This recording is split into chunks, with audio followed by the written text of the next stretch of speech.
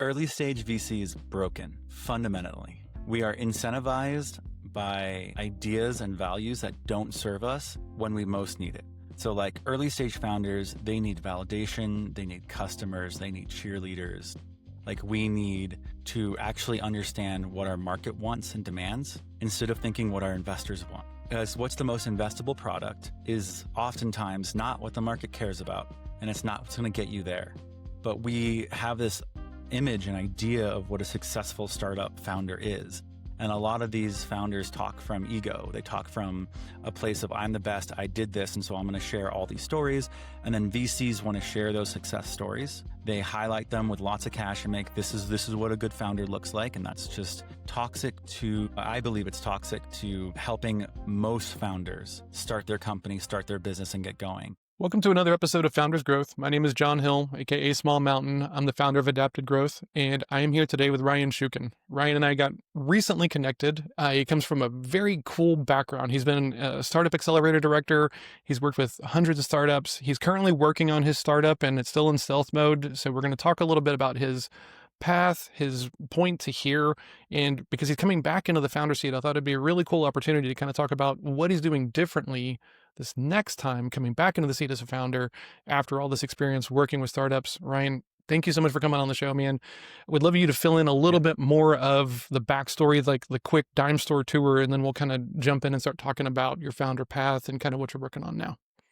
Sure. Awesome. Thank you so much, John. I'm so excited to be here and, with your audience and just talking about this stuff is something that gives me, gets me up every morning. I love talking and helping founders and sharing this information is really cool. So thanks for the opportunity. Mm-hmm. My background is just basically startups and venture capital. I did, right after, like in school, worked on a startup and joined a startup, joined one that was in accelerators and, it was venture backed, went through that whole, thing of trying to all the stress, the nights, and then eventually started my own startups, made my way to China, started, a startup over there and got venture backed. And then when that startup didn't work out, the VC was like, hey, wouldn't it be cool if you helped us out and worked at our accelerator? And I was like, yeah, I'd love that. That'd be amazing. And then, fast forward over a decade, I've been working in VC, helping startups. I've been working in accelerators as a growth hacker and also as an accelerator director, building the content and working, directly with startups and investing in hundreds of startups, trying to help them understand, how to go to market and how to get to where they want to go.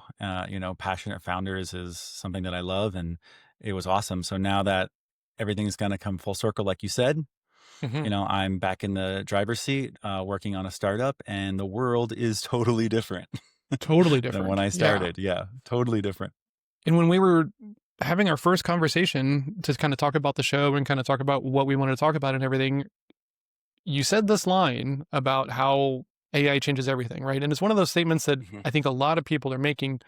And we talked about it just a little bit. And I've not been able to stop thinking about that since then, right? Because, Mhm. you know, AI is a big, huge tool. It's causing a lot of change. It's causing a lot of, noise in the space. Right? But there's also room for it to completely change how we start something, right? How we get something out. And I left the conversation kind of thinking about that since you're in software as a focus, that it changes everything if you're in a software startup, right? But I'm curious as Yeah. to what happens if you're not focused in software startups, right? Like for the non-sexy businesses and everything else like that. Like, do you think it has as much impact for those style businesses, or is it mostly the biggest lever if you're in software doing a software startup? I think, okay, good question. I remember us talking about it in the terms of I feel like I think about it in terms of units of work. So a lot of people talk about it in terms of like big, flashy doom and gloom or, the singularity. Like they talk about these huge terms. Hmm. And I like to dumb it down to like actually what we know today and what it's doing for us right now. And when I think about the difference in building a startup right now, either technical or non-technical, I don't even think there's that big of a difference in how Okay. AI is going to help it right now. And I'll explain why. Is because as an investor, if I was to give you $1 million, I don't know, 5 years ago, before AI revolution, before all this stuff, I would expect that about 80% of that would go to your team to build your product. Now, this is early stage investing. I'm not talking about late stage where you're trying to, pump money for marketing or things like that, Hmm. or more, users. You're really trying to just get the product out, get your first users, prove the product, raise the valuation, like very simple stuff. And I would expect that 80% of that hundred of that $1 million, $800,000 goes to building out a dev team, Hmm. paying for services, back end, middleware, front end, just technology, just a lot of stuff, and then also customer service and other things that you need to support your technology. Very little is going into the core sauce, like the special sauce that makes your company Okay. run and what it does. It's going into supporting it and making it real and scale. And um, now with AI and where it is today, I could imagine that if I gave you $1 million as an investor, you could spend a fraction of that to build all that stuff and run it.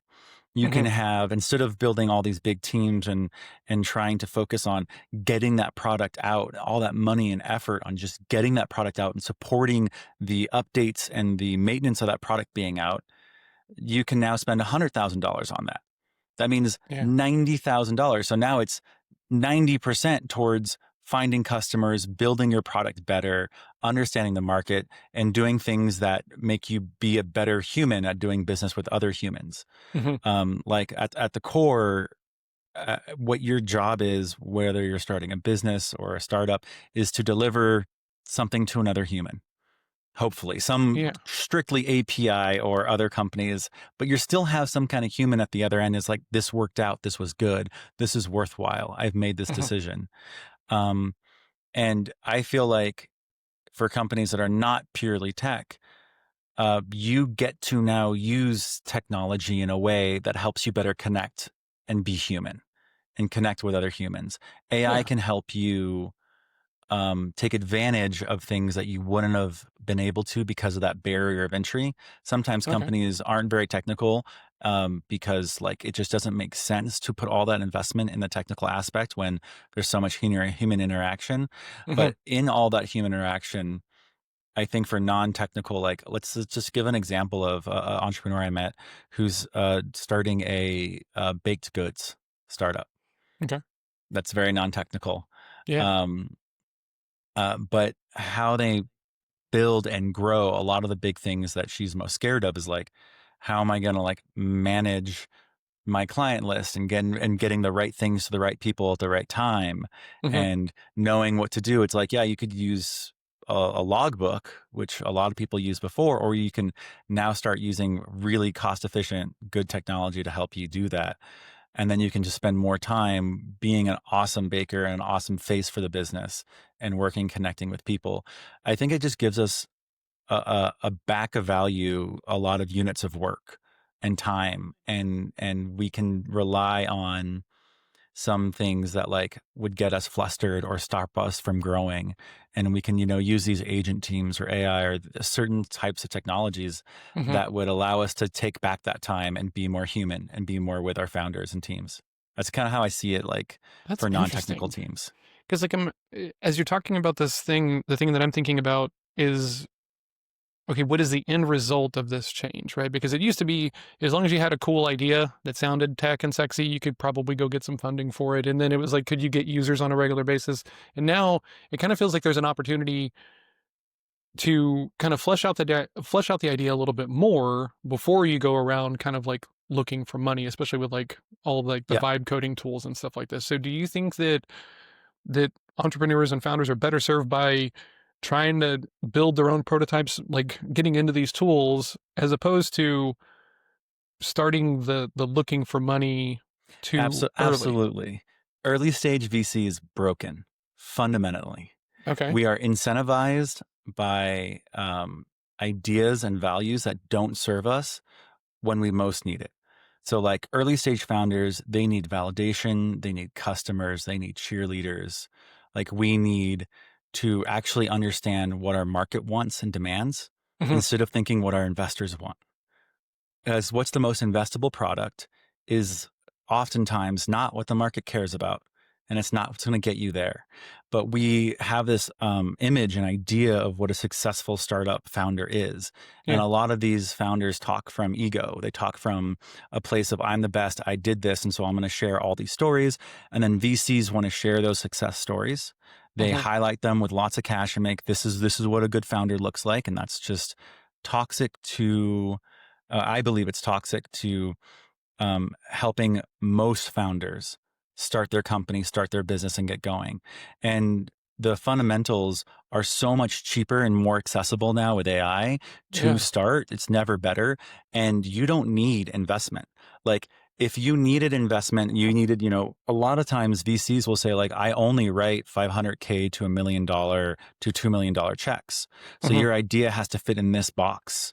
It has to have Yeah. this marketplace, this return, this idea. And if you don't fit in the criteria in which I've told my LPs, which are my limited partners, I've given them a document that tells them what I invest in and why my bets are the best idea. I force all these startups and all these ideas to fit in that box. And I'm kind of at the same time brainwashing this generation of entrepreneurs in what's successful and what's not by only shining the light on the things that I want, when there are so many things out there that are valuable and meaningful and people should start their own business and start with.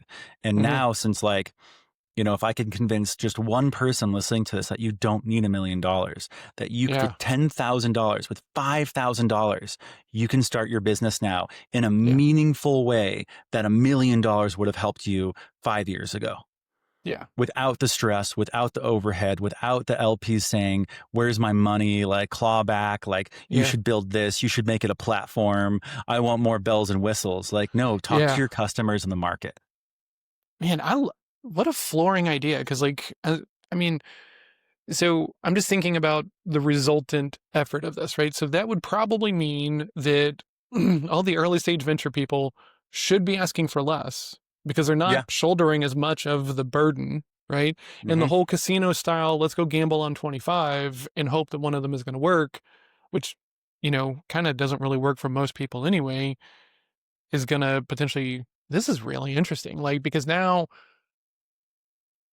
all the marks, all the indications, all the signal changes a little bit, right? But also Yeah. so do the stakes, right? Because it's Yeah. not, okay, I'm giving you this huge pile of money for just the idea. It's like this thing works now. So it's less risk on me. So do you think that that leads to founders like giving up less ownership, less equity as Absolutely. we go down this thing? I mean, that's what I think they should be doing, Yeah. but that's not what's happening. Yeah. I think owners should be giving up less um, because money goes further. Yeah. Okay. Now, I think owners should be able to have different equity structures than the standard splits that happen. Um, I think that also investors should be embracing this, which they're not, because if you have an LP that's like, these are big $1 billion families. There are a lot of the limited partners that fund a Hmm. lot of these funds or hedge funds or something like that. They do things the way they do them. They're not going to change. So you Yeah. can't, in the middle of your contract that you said a 7 year and 8 year plan, Hmm. when AI is booming and there are clear winners who are taking $1 million and turning it into $1 billion valuation within 8 months. I mean, that's what's Yeah. happening right now. You can't start to change the conversation and say, hey, why don't, instead of making 20 bets with the money that you gave me over the course of the year, I'm going to make 200. And I'm going to make Oh. 200 smaller bets as a Yeah. VC. And we're going to take less equity, but we're going to have more out there. We're going to fund more companies, more ideas. We're going to open our range because we couldn't before. Like, I'm Right. going to change the script. And the limited partner is going to be like, no, thank you. This Yeah. was our contract. Yeah. And, And we're and here for so, like unicorn exits, right? Because like yeah, so they're I'm there for not the big, huge demonizing payday. Yeah. yeah, I'm not trying to demonize the VCs. I'm saying they're stuck. And I'm Yeah. saying that early stage VCs and like early stage capital is broken because we answer to a very old system that was developed in the 80s, like by Hmm. Silicon Valley Bank, and kind of solidified in how it is. And it's taken us a long time to try to figure out how to, build the standard safe note and other types of things that really help startup founders. And now we have an opportunity to move that forward again. And it's going to happen because it's opportunity. But Yeah. right now we're kind of stuck in a moment. And I think that founders have a chance to really say, no, I'm just going to go angel. I'm just going to take 5K from this one or 10K, and that's all I need. And try to rewire your brain to like, VC is not as valuable. VC money is not that valuable anymore. It's the Hmm. platform, it's the Yeah. connections, it's the It's the network, it's who connections. you Yeah. get. That's what you should be looking at. Or Yeah. if you don't get that, then it's 10K from an angel, which can get you as far, and go Hmm. with that. Like, there's a different way. I believe you have an opportunity to think. It doesn't mean take it no matter what, but you Yeah. have a new path that we didn't have before 5 years ago.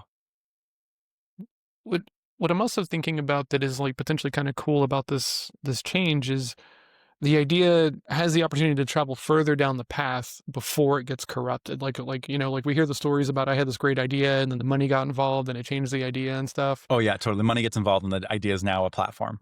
Now Exactly, market right? space. Now it's a Let's just make a Google. marketplace. Like, no, Yeah, I was yeah, really trying to yeah. build something that was going to help, right? And you want to open up to so these things do happen, right? But the other thing that I think is cool is if you can take it further, right? You Yeah. can then potentially be more particular in who you work with, so that way you're not quite at everybody else's whim when it's just at the idea stage, right? If you can build something and get something going, then you're showing this is the box that I'm putting it in, as opposed to just the idea. And we got to find a way to make the money off of the idea. Yeah. Here's the box. Let's go try to make money off of the box, kind of thing, right? And Yeah. hopefully that's closer to the vision of the founder, but hopefully on the back of some good GTM strategy and actually like trying to put it into a a version that people are excited to buy, kind of thing. Yeah. Yeah. Exactly. I think that in that analogy, the box is it's your vision. It's what Yeah, you want and how you want to build it, and hopefully it's the vision that mostly connects with the market and the customers. Because most visions, from most startup founders, that's your passion, that's your starting point, that's your kindling. That's great, and have that. But the market decides whether you do well or you don't. You 100%. know, Yeah. at the very very end. And that's a hard lesson I had to learn, because you can have a lot of mentors and a lot of VCs and a lot of smart people with money are like, oh, this is going to work. This is going to be great. Do it Hmm. this way. When it really is the market that decides, and the customers, and the core startup values are so important. And we can focus on those more now than focus on throwing cash at problems, which I think is a cool opportunity. Well, I also think one of the things that I run into whenever I'm talking to people who are like, should I go out on my own? Should I go start a company? Is how disillusioned people get around the idea that you should only go start a company if you want to be massive, right? Like, there's a lot Yeah. of very Yeah. cool business owners and founders and people running businesses that provide for them and hit their goals and everything that are nowhere near like any of the big names and stuff. And I'm hoping that this idea that you're talking about here, this idea of making it more approachable, lowering the bar to start, leads to more people thinking like, it doesn't have to be this big, huge, pompous thing that they're going to make a movie out of. It can just be work, It doesn't have to be this Well, yeah. weird dangle of, well, if I can't be a millionaire, I might as well just like keep going to work for someone else. Like if you have a cool idea and it's meaningful to you and you want to go try, but don't make it harder to like even begin to try because you have unrealistic expectations. Yeah. I think that's partly, it's the ecosystem's fault. Those Okay. ideas get there because we idolize, the big winners that get the million, Hmm. the $1 billion this and that, and we envision ourselves. And I don't think it's wrong to want to build something amazing and big, Hmm. but it's not what gets that thing built. Yeah, Wanting it exactly. makes you a entrepreneur. Hmm. Building it makes you an entrepreneur. Yep. And there's a difference. And I had to learn that too. Uh, I think that right now, the way that the market is and the opportunity with building your own startup and stuff, at the end of the day, would making a few $1 million a year be enough? Probably for most people and most entrepreneurs. Hmm. Like, that's not a big business. You can make a few $1 million and not be a huge business Yeah. and be very happy and then sell that company for, you know, 20, $30 million and then also be very happy and then try Hmm. your new thing. Like, it used to be that companies were worth something, like a lot, or nothing. Yeah. Companies worth a ton of money or they weren't worth anything at all. Hmm. And we also, as VCs, we don't do enough to show how good companies that stay alive, that just keep going no matter what happens and keep returning a profit. How those companies are amazing. I mean, we have way more of those companies that just Hmm. stay alive and do well, Yeah. and that's pretty much the status quo. Than a company becoming a unicorn. Absolutely. Yeah. Eh, But but we don't it, highlight them. We don't say this is we do this not. is this is a good life, Yeah. and this is a chance for, I think, founders to be like, no, like, you just build something, like anything can build. I have a friend that, like, um I'm so impressed with him. He started a company from COVID out of his garage, and he, like, makes handmade wood extensions for like a board game, like Hmm. custom characters, custom things for board games and stuff. And he's like 2 years ago, he made over 1 million in profit, not Yeah. revenue, just profit, Wow. and out of his garage. And he's like, yeah, this is incredible. And I'm like, that's that's right. Just keep going. Yeah. Like, you could do it with anything, and it doesn't have to be tech. It doesn't have to be deep tech. It's easier now than ever to do what you want to do, or just start and finding your first few dollars, your first few customer, and getting in the habit of it. It's much more of a habit, Yeah. um, than it Well said, is man. I love like, that. Like, yeah, and and one of the things that I talk about with people all the time is like you should always be in discovery, right? You should always be curious. You should always be yeah, okay. Like even if you've got 15 years in the thing, like somebody says something new and interesting, tell me more about that. Like, okay, why do you feel that way? Not they're dumb or you're new or anything else that like is so easy to do. You should always be in discovery mode. And I love that you're talking about that because it's that curiosity that keeps us growing. It keeps us improving and stuff, right? Like complacency is just like I don't need to go to that seminar. I don't need to go to that webinar. I don't need to go to that event. It's super easy to kind of maroon yourself and like get out of, you know, learning mode. So it's yeah, interesting. I would like to talk a little bit about this thing you said a second ago. You said that you were in a startup, right? And you got funded and it didn't work, right? yeah. That's gotta be uh a crazy time, right? Like, I mean, how old were you during the season, the time that you were doing this thing, going through this?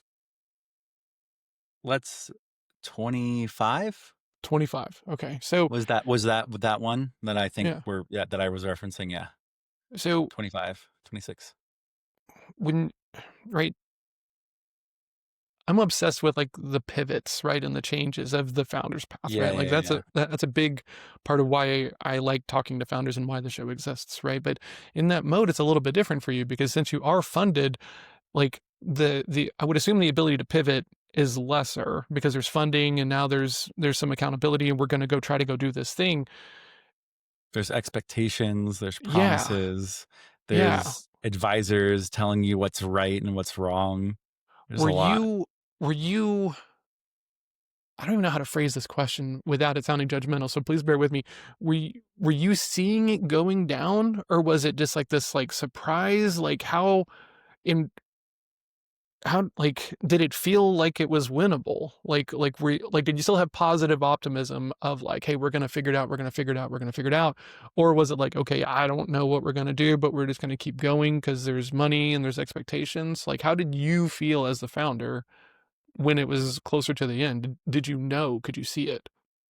Yeah. So I think there is a framework of delusion that exists to help founders not accept defeat. And 100%. Yeah. and that's again, I mean, I don't. It sounds bad, but it's genuinely not. I've seen Mhm. plenty of founders go from snatch victories from the jaws of defeat. Yeah. I've seen that it happens, and Hmm. that wouldn't have happened if they wouldn't have pushed to the end. But 100%. there is, when I think, my journey, and I don't know if it's like I hear this all the time, and this startup and the failure in the startup taught me one of the most important lessons that I say to everyone. This is like, I basically never try to give advice. I always try to give perspective, Mm. because the startup that we got funded, I believe my greatest failure and why it didn't do or go where it could have was because I took everyone's advice. Oh, I took too much advice. I took everyone's advice. Everyone was important and special and better, and I was young and I didn't know what questions were the right questions to ask. And good advice is rare, but bad advice is very common. And oh bad yeah. advice will sink your ship faster than anything else you can do. Hmm. And we pivoted our product away from a revenue generating user demand product into a marketplace with no demand and no easy way to get in the market. And we built a marketplace versus it being a product that delivered and people were happy, and just like I think about it, and I'm just like, man, that was, and it was advice given honestly and earnestly by someone who thought they knew what they were talking about, Yeah. but I didn't know the answer. I didn't know the right questions to ask. Like, Oh yeah. you know, some of the, like, you have to ask qualifying questions whenever you ask for help. The worst question you can ever ask someone as a founder is, here's my startup XYZ, what do you think? Yeah. Worst question you can ask, Worst question you period. can do. What do you think? Hmm. You just, not everybody is going to be able to give you context Yeah. that is appropriate for what you need. So I just try to give people advice or reflect, or the understanding that qualifying questions like, when was the last time that you ran a startup in XYZ industry, which is the industry you're in? Yep. And if they say, oh, I've never done that, you go, oh, okay, thanks for your time. Let's, Yeah. I got to go. Cause it's just, you're not going to get help from someone who hasn't been in your industry or understands it or invested in it or worked in it. It's Yeah. very rare to get that unless they can give you a experience from like a certain aspect of what you're trying to go for that has a little bit of cross reference. And you want to ask, when was the last time you worked in that you did that? The second question is like, how did that turn out? Like, what was your end goal in that experience? And then you ask your question. Exactly. I Yeah. need help doing this. What do you think about this? What about this? And if those two qualifying questions come back with like, I don't know, or I'm super, like, not sure because I was just, I just worked at the front desk, then you're like, cool, I don't need to ask you. Even though your title is really impressive, it Yes. doesn't mean shit. It does not mean shit. Yes. I mean, the one of the things that I talk about, because coming from sales, right? A lot of sales roles are not what they're purported to be, right? Like it's not this thing sells itself. It's not you're going to make an endless amount of money, right? Hmm. And so coming from sales, one of the things that we always kind of talk about if you're in the lane of professional selling is like you really got to qualify the opportunity because of course they're going Yeah. to think that you can do it or else they're not going to hire you at all. But it doesn't mean that it's winnable because sometimes people think that like salespeople are magicians, right? We can engineer, yes, but then that leads to all the hate that we get for talking people into stuff that they don't really want. And so it's like this really interesting kind of dynamic. But this sounds really cold, right? But I give people the Hmm. same advice because it's like you can't take advice from people that have never done this before, right? And you can ask, right, and listen, but like don't heed, don't take action on everybody's advice. Like, like my mom wanted a copy of my book, right? And so I'm like, you're not going to read it. She's like, I know I'm not going to read it, but it's your book. I want one. I was like, okay. And this is the example that I give to everybody. If she came back and she's like, chapter 3 is just a little like not very good, John. You should rewrite that. It's like, okay, cool. Are you in sales, mom? No. Cool. thank you for the feedback, no change is necessary kind of situation, because it's like she's not in sales, like she's not Yeah. even in the space, and I did that as well, right? Because like when you hit the space doing anything around sales, everyone is just like, well, you should just sell leads to people. You should just sell leads to people and do lead gen for everybody. And if you're coming from sales or marketing, like this is the big easy dangle that everyone will tell you that they want. But Hmm. if it if it's not what you want to do, it's the worst thing to try to do, because if it's not aligned, you're doing it for something else.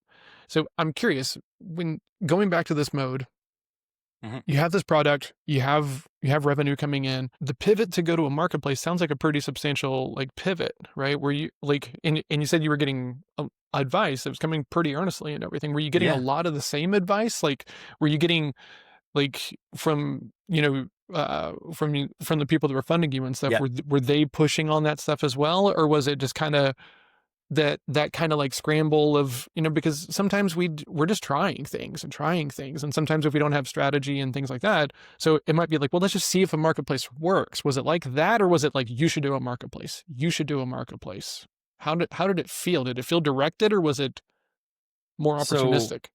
so I would say, since I've been on both sides, I've been in accelerators, Hmm. and then I've been part of the accelerator team, and then I've built my own accelerators and ran them.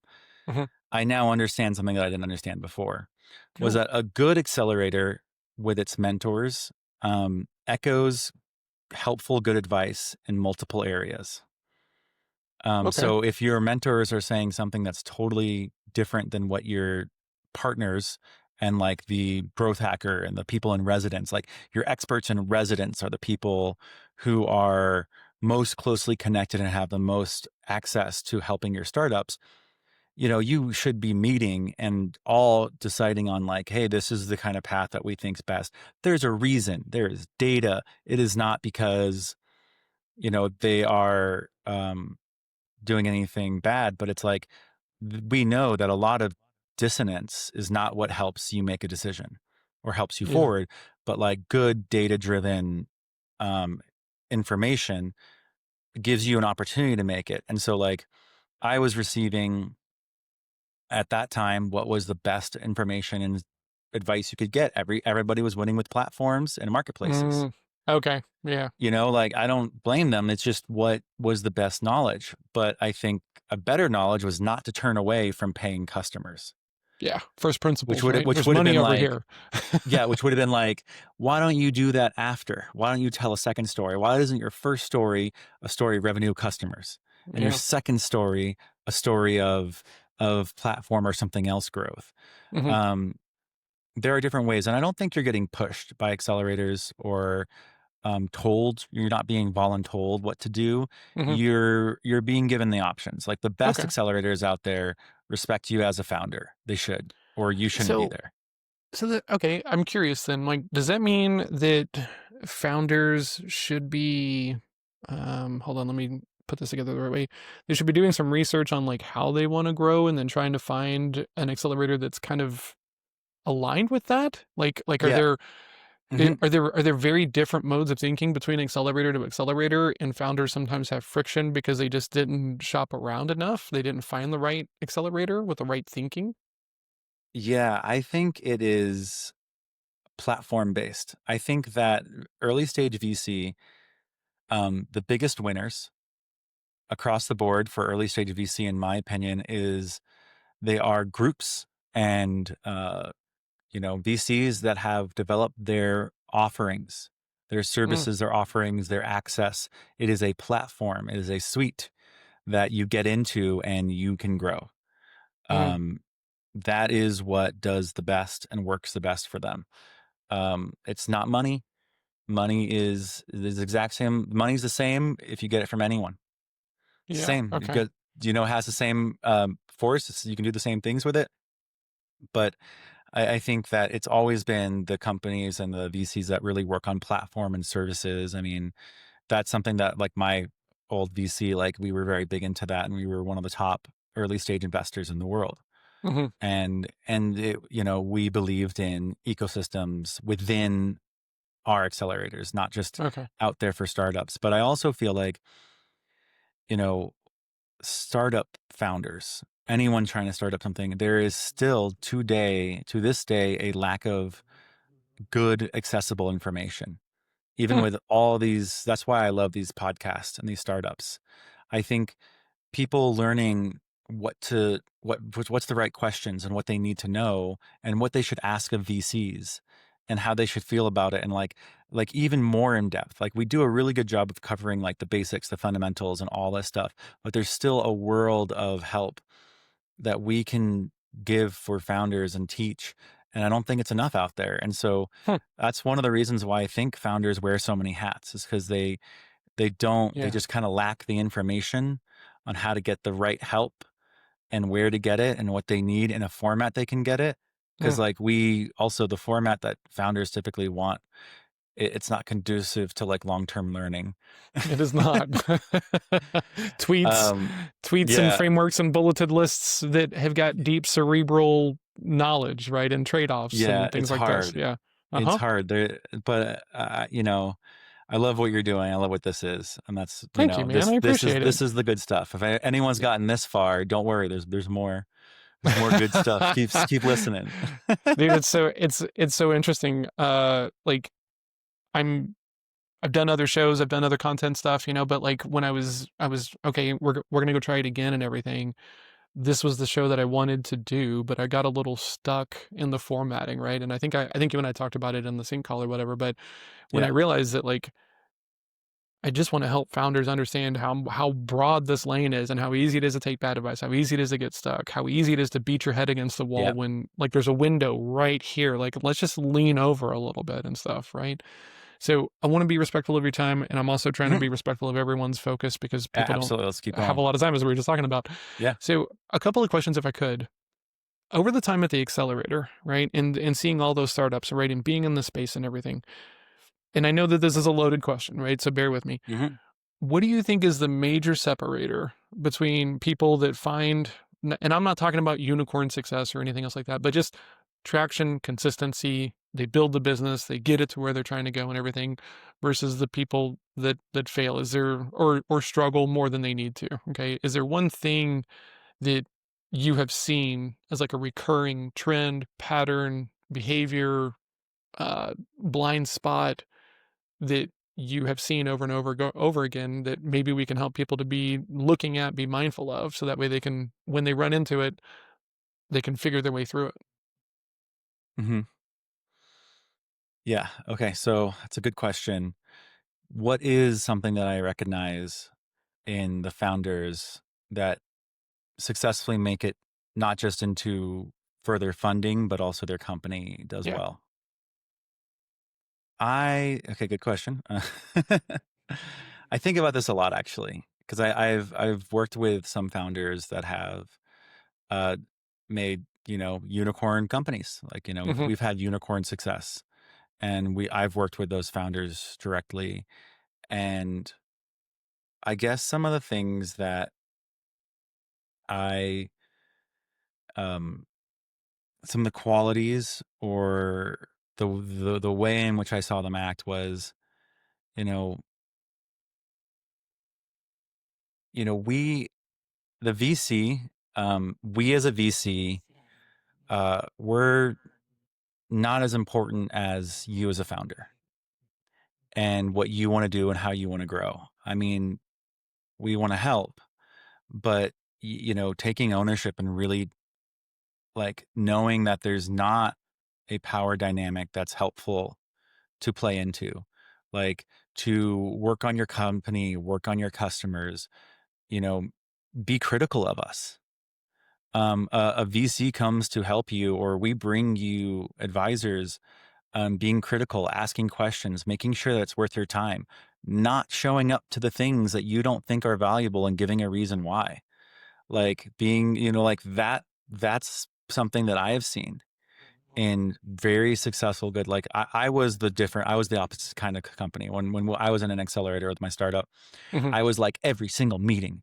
I'm 15 minutes early. Oh. I've brought coffees. I'm showing up. I'm prioritizing the learning and the meetings. Mm. Yeah. And and that's not what these founders are prioritizing. They're prioritizing The the effort. value to their business, the value to their customer, and they're asking the questions and they're forcing us to show up and bring that value. And if we Yeah. aren't, they tell us. They're like, this was not the meeting that I thought it was. You promised this, you didn't deliver that. I'm not doing it in a bad way. I'm just letting you know, like, you know, Yeah. I'm There's no not going to value show here. up if it's not going to happen. They're because they show up, these founders show up for the platform. They show Hmm. up for the connections. They show up for the things that they know that money can't buy. And Yeah. they're asking for it and they're trying to get it. And they work hard on those things and the things that money can buy and that they didn't really need that we do for other stuff. They weren't so interested because it wasn't why they were there. A lot of founders were like, just, every moment, like I used to be, was invaluable, but it's true. It's not. Your company's different than every other company. The Hmm. program is usually designed for the most help that we can give to a generalization of these types of companies. Some accelerators are super, super uh, targeted and like Hmm. everyone's SaaS, everyone's in the same industry, everyone Yeah. is doing the same thing. Those are a little different, but like these bigger general accelerators, you have people just doing like lots of products, lots of things. And we have a massive mentor network and Hmm. skills. We can pull together resources to help everybody. But I think the founders that really knew why they were there and were asking of us more. A founder who asked more of the advisors, more of the network, more of what we could deliver. That's who they were. They Hmm. constantly did that. They challenged us, you know, That's and fascinating. and those are the startups that are still alive today. Because like I can see, uh, you know, we do a lot of personality stuff in all of our programs and whenever we're working with people, Hmm. because like that's kind of what unlocked me, right? It's like I'm not really made for sales. I'm more of an introverted engineering type. I just kind of fell into sales and was just too stubborn to quit kind of move.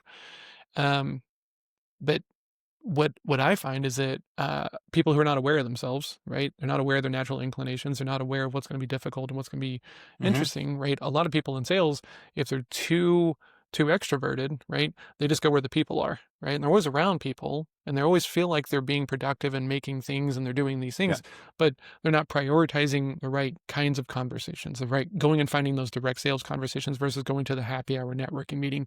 Both are time in front of other people, but one is ultimately more valuable than the other one, right? But Yep. if you're not sure why you're there, right? And I'm a pretty goal oriented person. It's pretty easy for me to stay focused on the things that are important to me, but I can also see a whole lot of maybe trepidation around the idea of like, well, this person has given me money. This accelerator is Yeah. here. I need to I do I something. I need to I be have to there. go to this stupid Yeah. happy hour, even though I should be in here working with the team and stuff like that. Because like I don't have a problem being like, I'm not going to this thing. I'm gonna stay over here and work. But if there's this help and support and guidance and everything else like that, I could also see a little bit of feeling compelled to go do so. That is Yeah. interesting. Yeah. There's a lot of expectations that we think for who we are and what we do. Hmm. And as entrepreneurs, and I swear the best entrepreneurs always know and can tell if something is helping their company grow or not. And they have one litmus test. It's just, did what I just do help? I don't care how fun it was. I don't care if it made my ego Yeah. bigger. I don't care if it Hell yeah. Yeah. was fun and I was networking with all these cool people. Did it help me did it help my business? If Hmm. the answer is no, then like I'm not doing it. Like these are the entrepreneurs that I look up to. Yeah. I look up to all of the entrepreneurs that just, and that allows them more time for themselves, more time for their Mm. family, more time for their whatever they want to do. It's just like I would say yes to everything. I thought I could distill the value out of it. Hmm. Like there's something in me that could transform the experience into more value because I was, brilliant or something. And I realized that Yeah. I'm I'm so not, that smart. I've I'm got it all figured out. Yeah. yeah, that Absolutely. I'm not and I can't. And Yeah. And, there's a very easy tell if this is working or isn't. And you just try Hmm. something else. No Yeah. ego, just try something else. Just try something else. Move forward. Yeah. Those are the entrepreneurs that I really envy, that I feel like I can learn the most from still to this day. Um, yeah. This is such an interesting thing, right? Because like I know that I'm fortunate in the fact that I came from sales, because if I not come from sales and been forced to get coachable around sales, I wouldn't have this mode of thinking that allows me to be decisive, that allows me to prioritize based upon what's important to me, based upon what's important to my business, not based upon what other people think should be important for me, right? Yeah. Because like Yeah. as a salesperson, I can choose to go to this meeting, but I also need to be thoughtful and accountable. Is this meeting leading me towards my goals and my revenue, or is it leading me to an uncomfortable conversation with my boss, right? And Hmm. so Hmm. it's easy for me to function that way, but coming through sales and everything, like you have to get kind of decisive, right? You got to kind of control your own destiny and everything, Yeah. because leadership is always going to tell you, you sure you want to give that one up, right? But it's like you have to be decisive enough so that way you can cut bait and go and find something else. And I'm kind of having this moment of realizing how lucky I am to have come from, because this is not popular stuff, right? Like going around to and I got to tell people a lot of times very technical people who don't want to hurt people's feelings, like, hey, you got to say no to this person, you got to say no to this meeting, you Yeah. got to say no to this partnership opportunity where they don't have any demand, because of course it sounds good, but like you need revenue, you need goals, you need growth, you need to get moving, you can't Yep. wait, and Hmm. it's one of the hardest things to impress upon people of like, you're going to run out of time. You're going to run out of time. Do not run out of time. Choose every day to spend your time well, right? Yeah. Um, that it's fascinating, because it's like I sometimes get frustrated with people. I'm like, how are you so all scattered all over the place, right? But I also forget that I spent 10 years in sales of being having to get very disciplined and very focused Yeah. on prioritizing how I spend my day, or else it's gonna slip. Like it just Yeah, will, you know? I don't think we're well serviced as humans to stay on track and do the long Oh term god, planning no, we're needed for terrible at it. this. Yeah, like We're we're terrible at terrible. estimating time. We're terrible at Yep. estimating the results. We all think we're going to run perfect, right? And that's where, like, honestly, my time playing poker full time it helped me a lot here, because before my poker time, I was thinking that all of my actions should be absolute, right? If I do this, if I make the call, we have the conversation, you should buy, right? And then Yeah, spending a yeah, bunch of time playing poker, it's like, oh, a percentage of A equals a percentage of B equals a micro percentage of C, right? And so getting yeah, much yeah, more comfortable with just the chaos of humans and human nature and stuff like that, because nothing ever runs perfect, right? There's always going to be drop offs. There's always going to be deals that don't close. There's always going to be things that don't go according to plan. yeah. So, And just some humans are just are already better suited towards that, like, if it doesn't help me, why am I doing it? Kind of conversation with exactly. their own head. But I think on average, especially me, I have a hard time with that. And, what helped me a lot in life, not just as a founder, was one, realizing it's not my fault. It's not me. I'm Hmm. not the problem, Yep. because we internalize a lot of stuff. And two, realizing that's based on a lot of cognitive biases. And Yeah. bad advice is also based on a lot of cognitive biases. Hmm. Understanding what cognitive biases are, how they work, how they affect startups. I have this huge talk about how cognitive biases destroy startup teams. And by Oh, identifying what they are and how you can address them, how they're all yeah. solvable. All cognitive biases are solvable. And Hmm. this is what I think kills most startups: is not the market, not the team, not the product, not the market, but the team and their cognitive biases. Yeah. The And so, assumptions like, are not the actually true. assumptions, yeah. Yeah. Yeah. And Man, so, I love that, because the thing that I talk mhm, about with my family and with all my clients is all my friction in my work lane, outside of my work lane, happens whenever my assumptions are not true and I'm running too fast thinking that they are, right? If I yep. argue with my wife, it's because I'm making assumptions that are not true and I've not communicated them. And the same thing happens sales side, right?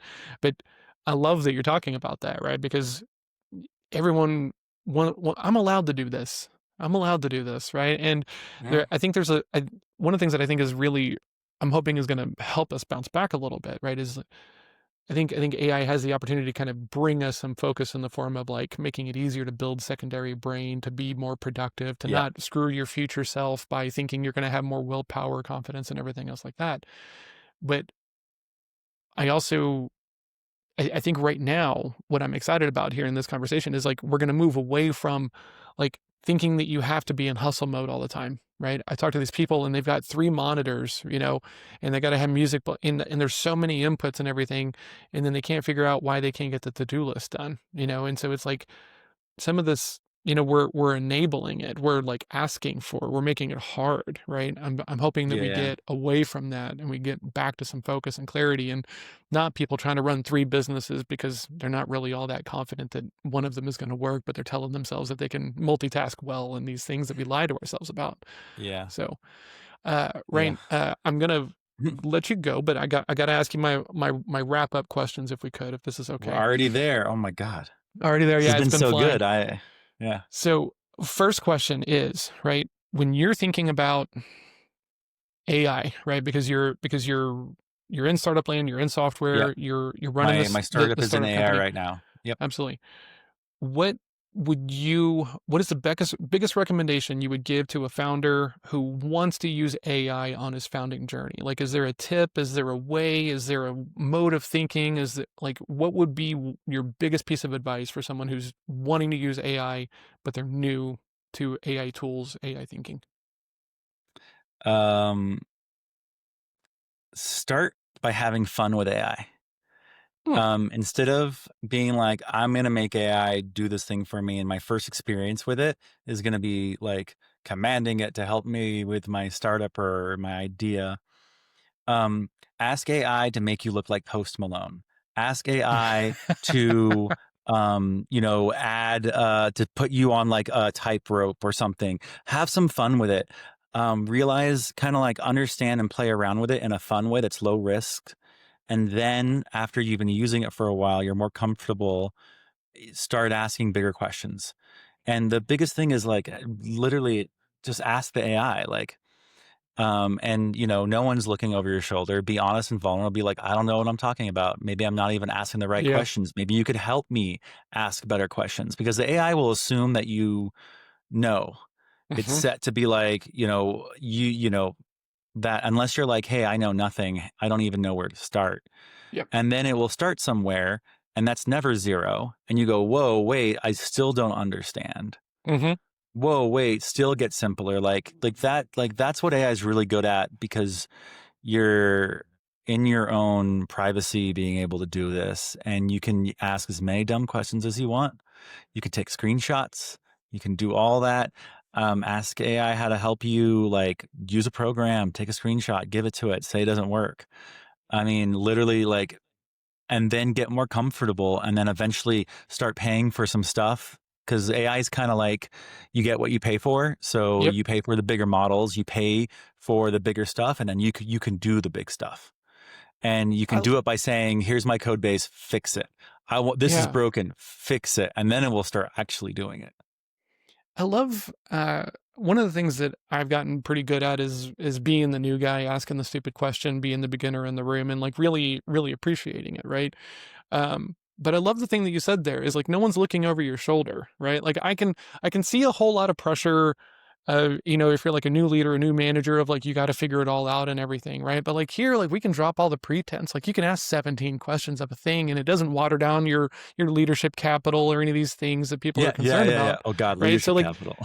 like why there's no good reason to care, right? So like let's Yeah, just get as good as we have possibly fun. can be. I Start by love that. having fun. If you've always wanted to like code a snake game where the snake is eating, pictures of your friends, like do that. It can do that. Like just have fun with it at first is the best way to get into it and understand. And then start asking it to help you figure out what you want to do in the questions. Like how Epic. understanding that the question is way more important than the result. Like 100%. everything is Oh about God. the question that you give it. So you should ask it, am I asking the right question? Can I ask a better question? Yep. Um, just there are AIs out there that all they do is help you ask better questions, ask better prompts. Start there. Way back in the day when I was on my poker journey, I had a poker coach, right? And so Mhm. uh I was thinking that he was there to help me win every hand, right? And so Yeah. we're having our onboarding, and he says this thing to me, and I talk about this all the time because it was a game changer. He goes, "Look, sometimes you're going to come to me and you're going to ask me a dumb question. Now, there are no real dumb questions, but like there's better questions. And Hmm. I was like, okay, what does this mean? He's like, sometimes you're going to come ask me, how do I win this hand? And my question to you is, why are you in this hand at all? And I got Yeah. pissed. I got real mad because I was like, I'm paying you $40 an hour because that was like a lot of money at the time for coaching. And like you're here, you're supposed to be showing me how to win every pot. He goes, no, I'm here to show you how to be a winning poker player. These are different intentions and different paths. Right. Yep. And I was like, what? And he goes, you will improve based upon the quality of the questions you ask yourself. And Hmm. Entirely. it was like my like Excalibur moment, right? I'm pulling the sword out of the anvil and everything, and now it's like, oh, I can think about this differently, right? I can do that. So absolutely, right? It's only as good as your ability to define your question, the constraints of the question, and Yeah. stuff like that. And that's what AI is. Have fun and focus on the question. Yeah. Ask if it's good. Keep asking. Keep refining. Mm-hmm. That's where you start. Is fun. Epic. Hopefully. Hopefully, yeah, I love that. Yeah. In the world of social media and everything, and Twitter, and everyone has got dogmatic mantras and advice and everything, and there's thousands of them, right? One of the things that I love is that sometimes we can't hear the advice until we run into the wall. So I'm curious if there's a piece of startup advice that is like common, popular in the space that Ryan couldn't really hold on to until he ran into the wall and had to learn the lesson the hard way. Yeah. Yeah. Very easy. This is a really big one, and learning it has changed my life. Like not just my startup journey, but my entire life has changed when I realized that I can't do everything myself. Oh. That that was it. Everyone Yeah. says, yeah, you can't do everything yourself. You got to ask for help. You have to ask for help. You have to ask for help. You have to take the help. You not just ask. It's not about asking. Then it's about listening to the help, taking the Yeah. help, letting other people do it, delegating, not Hmm. doing everything yourself. Yeah. Like that is a dangerous thing that startup founders do is like, I'm just gonna do everything myself. That's Yep. how it worked before. Yep. That's why I can do this. That's why you trust me. And by it changed my entire life to realize like, no, no, you do that. You take care of that. Great. Great. Yeah. It's gonna get done. Yeah, I'm not perfect. I wouldn't have done it perfect either. Hmm. So let's just it's getting towards the direction that we all wanted to go. Great. Let's move forward. Just you can't do everything yourself. You can't do everything yourself. And that last little part that you said right there is the nugget for me, right? Is realizing that whenever I delegate something off to someone else and they come back on their first run, it's Yep. not gonna be what I thought it was in my head. And it's not going to be the 10th one that I would go show everybody either, right? Like I got to remember that my first Yeah. version of everything is also garbage, right? So like Yeah. I can't expect a fully finalized product whenever I'm delegating it off and they're showing me their first reps, right? And that's where I always have this moment of frustration for myself of like I need to Yeah. slow down and remember There's the everyone is on a plan of there's a progression. cognitive bias that we have, Hmm. which relates to hindsight. Yep. And we look at something that's already done and we think I could have done it better, but we're envisioning the 20th version that we could have done Hmm. versus the first version that we would have done. And so 100%. Yeah. when you review stuff, you are actively participating in a cognitive bias, and you're judging based on something that you would yourself likely would have not produced on your first time, Hmm. unless you were some absolute crazy expert, which then why would you expect anyone to be able to have those years of experience that you already have? You Absolutely. know, Right. it's just Yeah. like there's this, it's mind boggling to think I operated this way before. But Oh, even yeah. small things like yesterday, I asked my amazing partner, Heather, to chop the onions and the greens for the quiche I was going to make. So I Hmm. didn't have to. And I was like, just delegating that work, just delegating the kitchen work. Yeah. Just that little bit I would have never done in the past. It just would have been in my head that there was no reason to do it. And now that I'm just Man. delegating more stuff, it's like that's how bad I used to be. But Oh, I celebrate the wins. I celebrate it. I'm like, we made this together. You helped chop this. You helped do this. yeah. Because in the accelerator in the VC world, you get, like it's all about you. Yeah. And that's Hmm. never how, it, you know, even if your company is doing well, it's your users that are the ones paying and making it happen. Like it's a weird mentality, and I just hope that we can help just at least one founder in this conversation understand something and grow, because Yeah. that's what I hope, and I'm My really favorite grateful thing, that we got to share. you said this thing in there that I just want to kind of highlight really quickly Yeah. because like one of my favorite things to do now is go to like art shows and museums, right?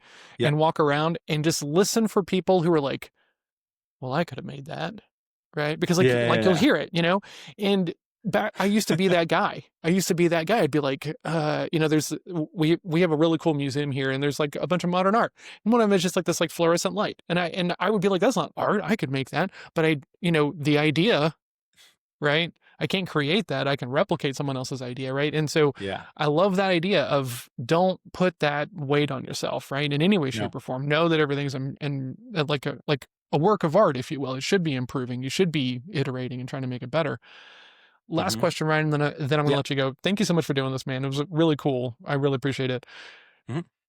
Everybody who's starting today, right? They're Hmm. going to go out, they're going to hang a shingle, they're going to decide to quit, whatever that thing looks like. You're going to give them one piece of advice if they're starting today or a word of warning. What would you say? Um, I would say the number one thing that you need to think about, that you need to be careful, is if very critical, if what you're getting from people or events or whatever you're putting in, if what the outcome is, be very critical if it's helping you get towards what you need, not what you Yeah. want, but what you need. Because what you need is, like, of course, a roof over your head, your family, um, your friends. I call, Hmm. like, your family and friends your invisible co-founders, and you Mm, need them just as much yeah. as you need the other co-founders. 100%. It's not about what you want; it's about what you need. And when you start giving away the things that you need, like sleep and time with friends and family, Yeah. and like breaks and this, you start chipping away at your eventual success. It's not a race, it's a marathon.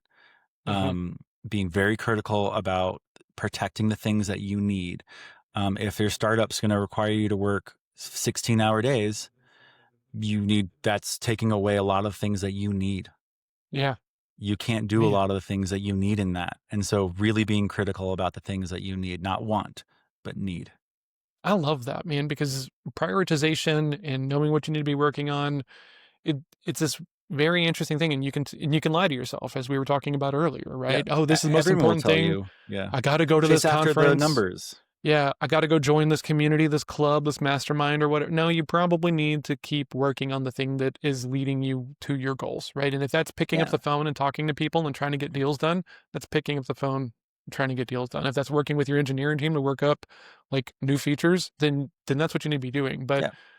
And like you spending don't have a time with your parent. significant other or the Oh people around God, you that you care yes, about. absolutely, Like for you sure. probably need to have dinners and Yeah, special times and the time to do that. Like and just time away, man. don't Just time design the away. startup or the company to eat away everything that you need, because there'll be Hundred nothing percent, left. man. Everyone and the VCs and the money, they will just tell you to keep going. Yep. And I'm just saying, protect what you need, be very critical of that, and make sure you're building towards that. Ryan, thank you so much for coming on and doing this, dude. I do think that this is going to help a lot Yeah. of people, right? Like, I think we got really deep in here, and I hope anyone who's even keeled enough and thoughtful like takes this advice to heart because I do think it'll help them. If people want to come hang out with you, if they want to keep caught up with you and what you're working on and everything, where should they come hang out? I would love it if you would connect with me on LinkedIn. Okay, You can search for Ryan Shuken, RyanShuken, and just add me connection. Say that you like heard me from a podcast or something, and I'll add you. If you have any questions, I'm happy to answer and try to help. LinkedIn's probably the best way. awesome. Uh, Outside of that, if just, yeah, LinkedIn, and I'm here to help. I really do mean it. Like, if we can help reach anyone here, like, this is what matters the most. We've been there, we know what it's like, and we have to help each other. Yeah, and for anyone who's watching this, right, whenever we first connected, you said this beautiful thing that I just want to kind of drop in here. Hmm. You said this thing to me. You said I get asked to come on a lot of shows, but you said the magic word that this is for founders, right? So Yeah. for people that are like listening to this, this is not an empty ask, right? So if you're stuck, if you want advice, if you want some help, like Ryan is a guy who wants to help, right? So make the connection request. Don't stay stuck. Get some help if you want some help. Connect with them on LinkedIn. Ryan, thank you so much for doing this, man. Really, really appreciate it. I do think it's going to help some people. And Awesome. maybe we do a part two if people come back and they have more questions Yeah. for you and everything else like that. So, but really appreciate it. I do think it's going to help. And I hope you enjoy the rest of your day. Awesome. Thanks, man. I really appreciate everything you've done. You two are a asset to the whole community, and thank you. And thanks to your audience and everyone there. And good luck and take care. Awesome, man. Cheers. Cheers.